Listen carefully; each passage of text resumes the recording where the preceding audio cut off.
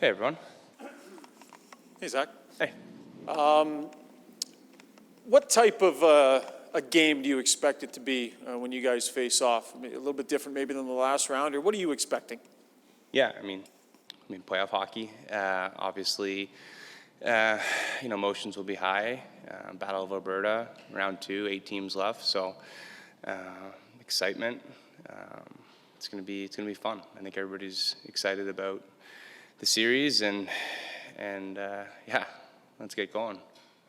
Do you feel like the experience you guys just had, getting pushed the way you were, taking it to 7 games, obviously from a maybe health or fatigue standpoint, it's not ideal, but lots to be drawn out of coming out of a series like that you can use moving forward? Yeah, definitely. I think, throughout the year, touched on it, I think after Game 5 when we were down, I think throughout the year we kind of had our backs against the walls, especially, when Woody came in, we were out of a playoff spot. So I think we're used to playing with that pressure where your season's on the line game to game.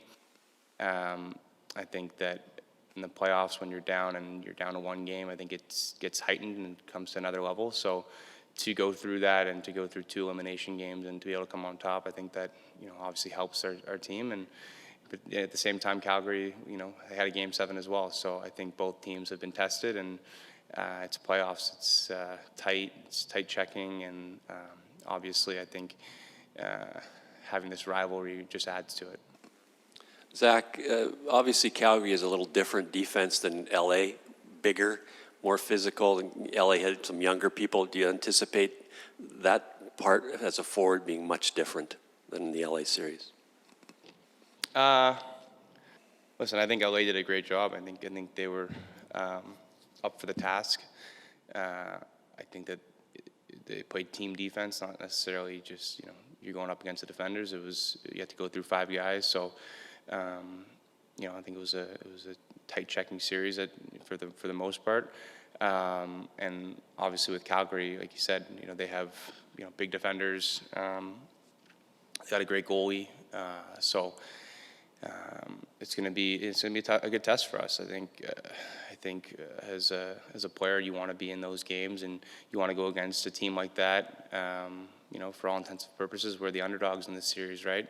So, which is great. It's nice to be that role, and it's nice to be able to go into Calgary and play there first. I think we're excited about that opportunity.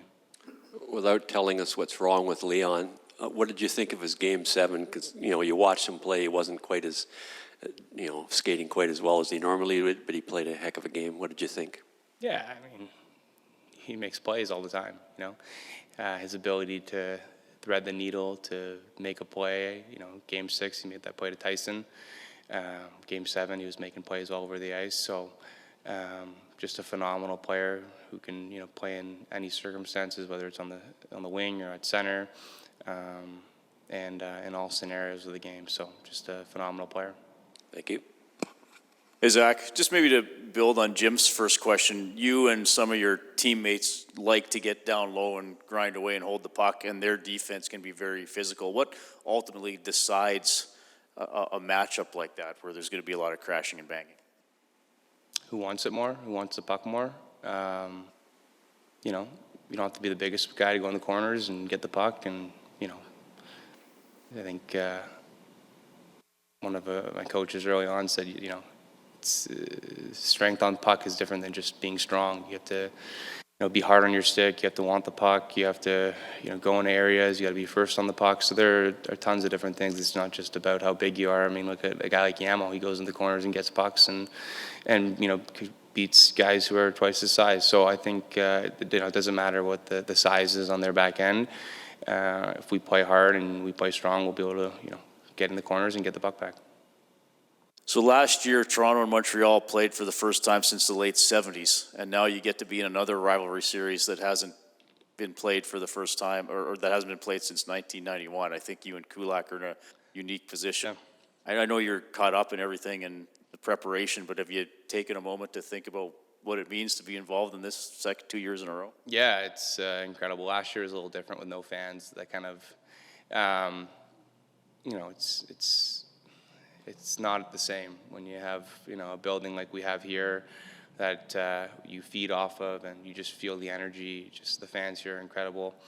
And then I'm sure we're going to go into Calgary, and it's going to be pretty loud too. So having the fans involved, I think, takes things to the next level. But being a part of a series that has history, I think, is special, and it's moments that fans, relish and will always look back on. So, I think to have the chance to, go to the conference finals and essentially become Canada's team, right? I think that's an opportunity that both sides are eager to be and to come out on top. And I mean, what more can you ask for? It's a 3-hour drive.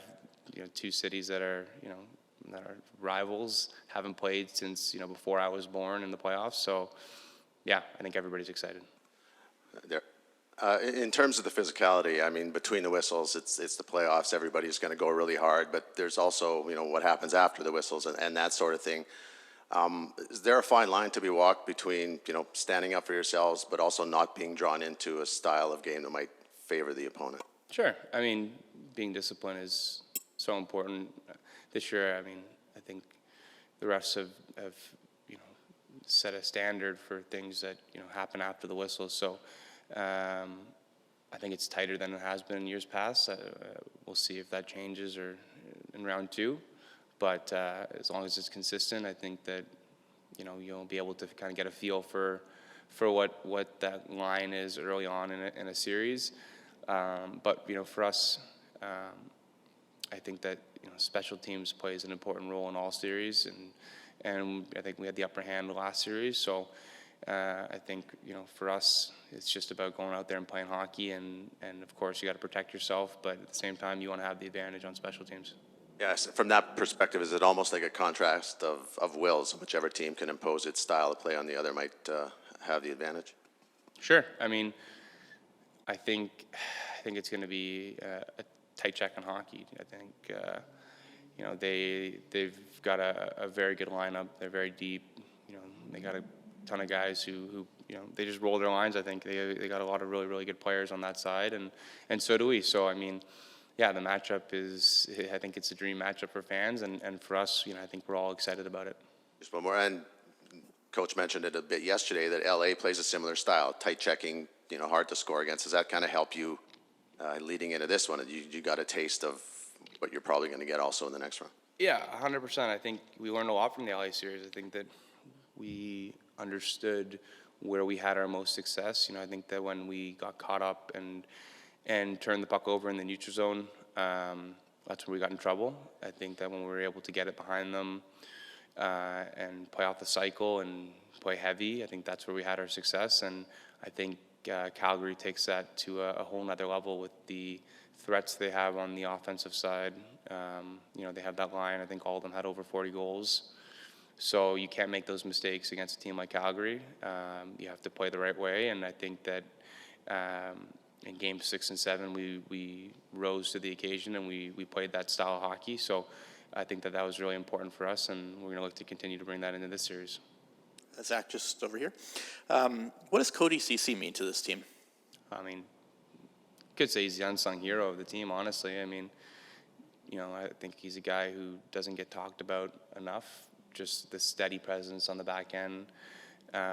You just know when he's on the ice, things are going to settle down and it's going to be calm, right? I think, just been irreplaceable for us back there. You had him as a teammate in Toronto. Before that, in Toronto too, he dealt with a lot of criticism. Do you think some of that was warranted, or has he really grown the last couple of years, or maybe a mixture of the two? I mean, a tough question. I think you talk about a player based on how he's played this year. I think in Toronto he was solid. I mean, from a teammate perspective, I think what guys think of you in the locker room is oftentimes different than what the media may think of you, or a fan base may think of you. So in Toronto, I mean, I thought he was the same, solid, and I think here he's, I think, taken it to another level of just his presence and his ability on the ice, and I think that it's been positively recognized, I think, by the fan base and the media. I think everybody is aware of how good he's been for our team, and I mean, he scored a massive goal there in Game 7. but I think, you know, he doesn't need to be scoring goals to have an impact. He has an impact whenever he goes on the ice. And you mentioned kind of his role in the dressing room, and guys kind of gravitate to him. Why is that? He seems like a pretty quiet guy, but he must connect with you guys in some way. Calm, cool, collected. Just, you know, guy who doesn't get phased. You know, he's been on playoff teams. He was on that Ottawa team that went to the conference finals. Was it an overtime away from making it? They lost to Pittsburgh, I think. So he's been an integral part of teams that have gone really far, and he's just like I said, calm, cool, collected, and under any circumstance. The series will be about the players, but coaches can matter at this time of year too. What are you sensing from your head coach, the tone that he's setting, what you're seeing preparation-wise? Yeah, I've said it since Woody came in, but one of the most well-prepared coaches and people, you know, that you'll meet. Obviously, first year in the league, but I think as a head coach, I should say, but he's been in the league for a long time, coached with, you know, Babs and Todd, and I think he's brought his own flavor to that, and I obviously had Babs, and I think, you know, Woody is a great teacher and educator, so you know what you have to do, I think, and he's able to adapt and change on the fly. I mean, look at the things he did in the LA series when things weren't working. He changed something up, and we were able to get going again. So I think his preparation, second to none. I think we're going to be a very prepared team going into Calgary. And, you know, no series is a breeze, so I'm sure there'll be adjustments that are made on both sides, and he's a guy who, you know, I think is one of the best in making those adjustments. Zach, you talked about this being a battle of wills and who's going to want this more.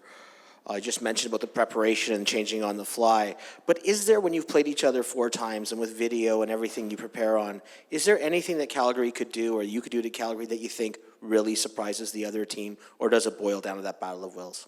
Yeah, I mean,